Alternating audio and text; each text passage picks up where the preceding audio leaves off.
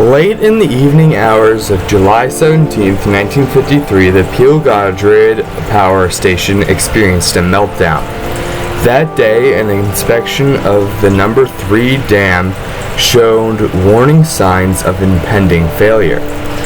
This was a serious issue as 20% of the entire island's electrical supply came from that one dam alone. Peel-Godred had no choice, however. They had to shut it down. The island of Sodor had no proper electrical grid prior to this event, as there had been no need for one, and the terrain made such a project an extremely difficult one. Power from Peel-Godred was fed from a single line that's then split to several electrical hubs near all major towns and villages. These lines then headed underground into buildings. This was an extremely fragile system that barely covered the villages, with most people in the countryside reliant on generators or nothing at all.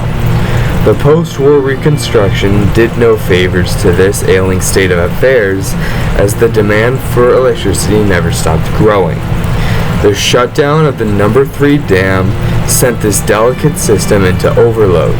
That night, the entire island plunged into darkness as the entire electrical system failed. For 4 long days, as the electrical company went about fixing their plant, the Sodor Council met in Sudbury with engineers. This power outage had caused hospitals to be shut down, airlifting patients to Barrow-in-Furness or beyond.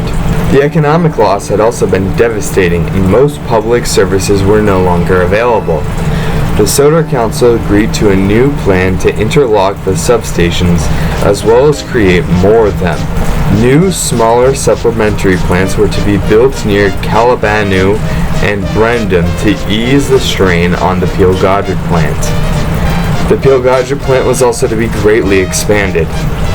This complete overhaul was to be finished by 1958, but was actually done by 1955, as the heads of the project were driven by the terror of a second Great Blackout. By October 1955, 88% of households on Sodor had electricity, up from 57% in 1952.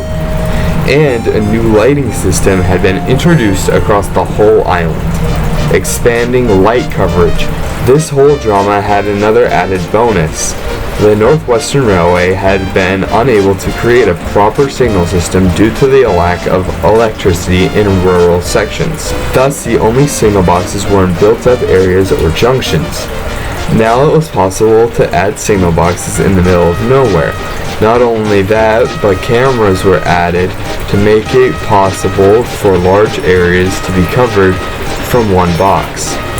The Northwestern adopted the control tower method by 1956, being one of the first railways to do so.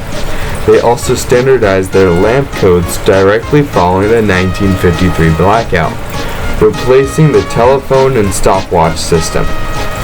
The Great Blackout of 1953 kickstarted an overhaul of Sodor's electrical infrastructure, leading to widespread modernization of Sudrian life, ultimately reshaping the island's electrical operations forever.